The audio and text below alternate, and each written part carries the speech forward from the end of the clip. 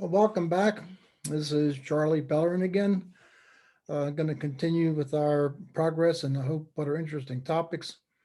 The image behind me is a nebula. I think it's the crab again. Looks like a Hubble image to me. Nothing else would look quite like that.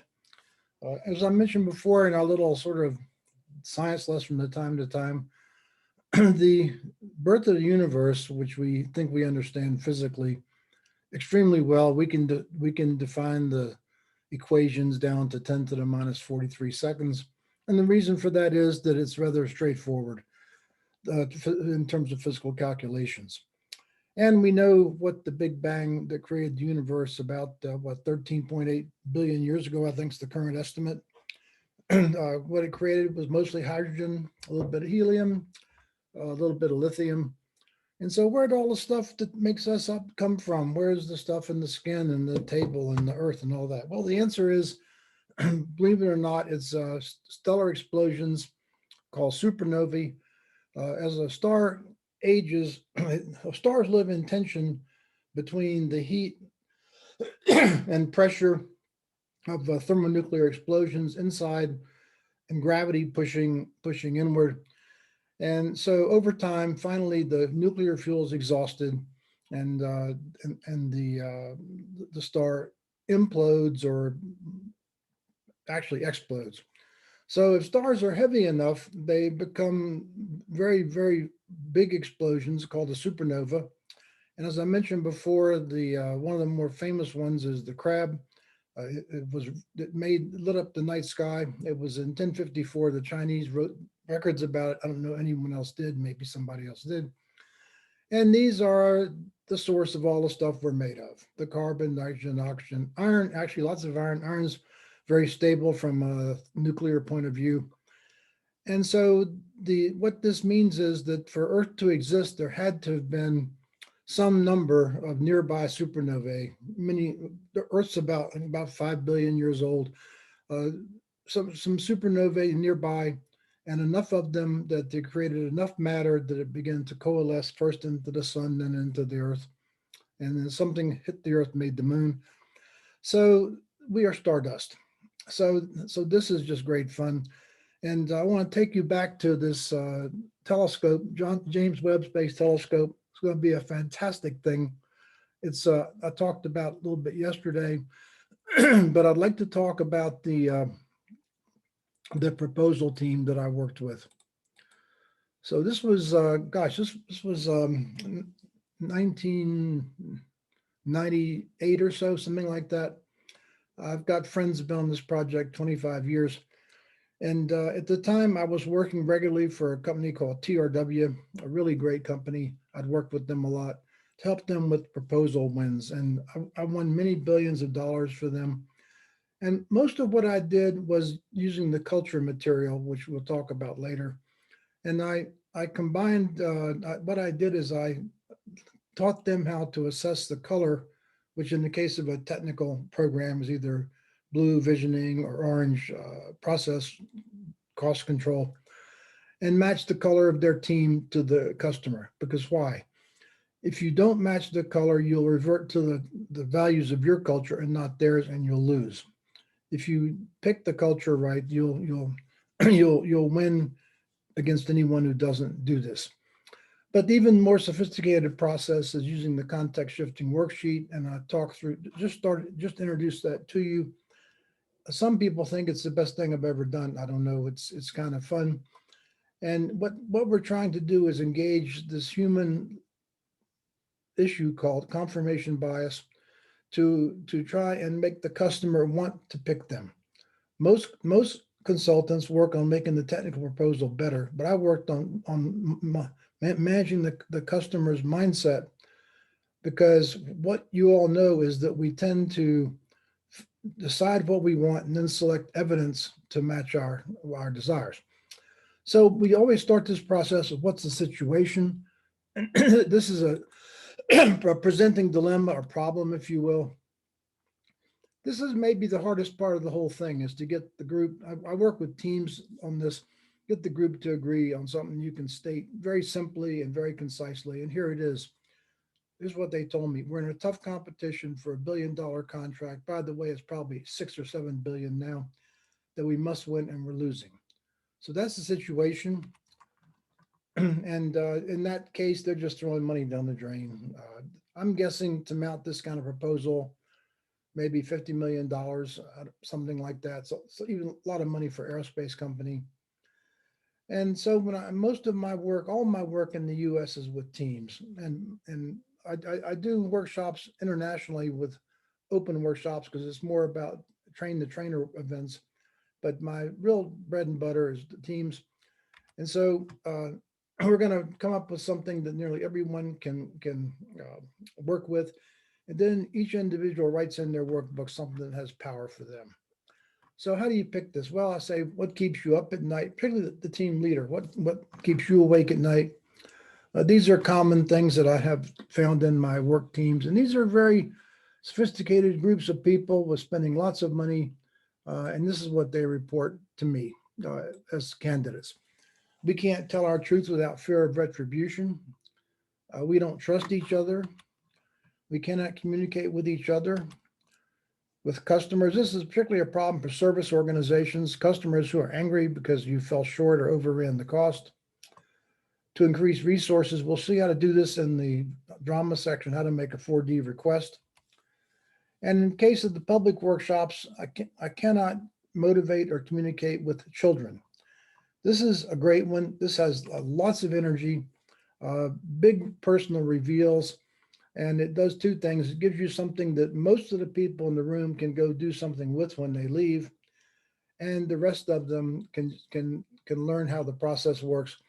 And in my workshops in Asia, I think probably 70% of the participants actually have children, typically young children, and those that don't have aunts or uncles. So if you want to do one that's not an intact team, this one works really well.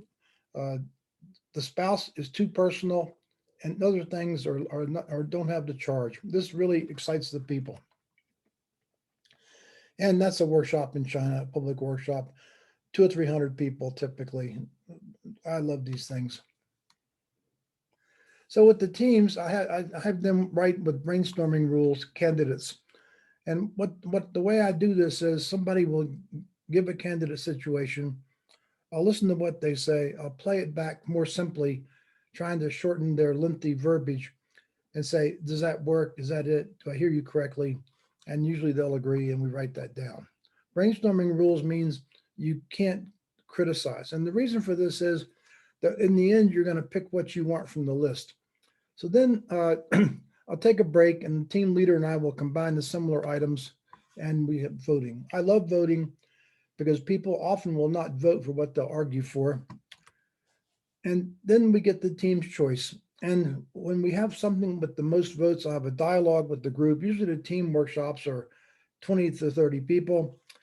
And I'll try and confirm we got a consensus. I'd like something that almost everyone can work on. Sometimes people will try and insert their own pet problem, and that doesn't necessarily work. And then people write in their workbook something that has power for them. Now, at this point, if they've got a personal issue they want to work on instead, or they'd rather do something unique to them, that's okay too. The difference is they won't have the support of the group work to help them. So give a little time for this, and then we move on. Outcomes. So this is interesting. People often don't think about this very much, but this is where we're going to go. This is our beacon. So I said, what outcomes do you want? And they said, when. I said, are you kidding me? That's all you want? You don't want a good contract. You don't want a rewarding work experience. You don't want a fair profit. You don't want sane lives. Oh yeah, we want those things too. So the way I do this is I listen for a while. When it gets quiet, I'll more likely stimulate them to think. In this case, I'm on a telephone call with people who don't know the system. I've got an hour to do everything, and we're not in a workshop setting. So then we do the same process. The group with the team that I'm working with writes these down, and people put in their workbook outcomes that they have passion for. So we're always moving from the example with the proposal team to the group work to prime the pump, and then your individual things that you care about that you're going to carry on throughout the workshop. So next, we're going to work with the first element of mindset, emotions. And this is a really fun, big piece. I've been interested a long time in the idea of emotional intelligence.